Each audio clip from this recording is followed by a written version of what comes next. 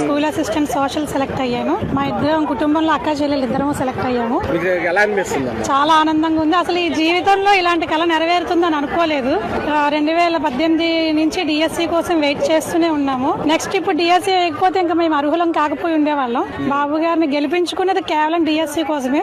అభ్యర్థులందరూ ఆయన మాట నిలబెట్టుకున్నారు. మేము కూడా కష్టపడి సాధించాము. చాలా ఆనందంగా ఉంది. ఇప్పుడు నారా లోకేష్ గారు మీకు డిఎస్సి ఎలక్షన్ అప్పుడు హామీ ఇచ్చారు. బాబు గారు ఎలక్షన్ మొదటి సంతకం డిఎస్సి మీద పెట్టారు.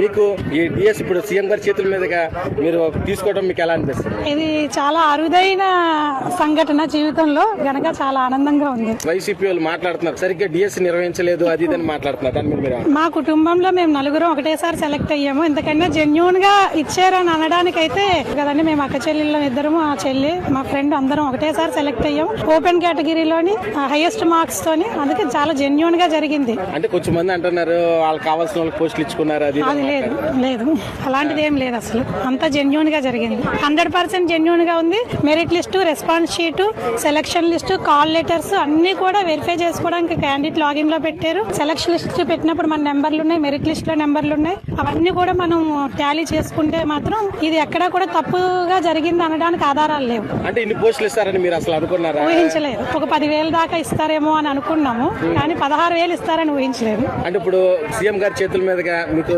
మినిస్టర్ గారు నారా లోకేష్ గారి చేతుల మీదుగా మీరు తీసుకోవడంపై మీకు ఎలా ఉంది? అదే చాలా ఆనందంగా ఉందండి. ఇది జీవితంలో చాలా అరుదైన క్షణాలు కదా. ఇలాంటివి సీఎం చేతుల మీదుగా తీసుకోవడం అనేది అన్ని డిఎస్సీల్లోని సాధ్యం కాదు. మెగా డిఎస్సీ కనుక మేము దానికి అర్హత సాధించినందుకు ఆనందంగా ఉంది.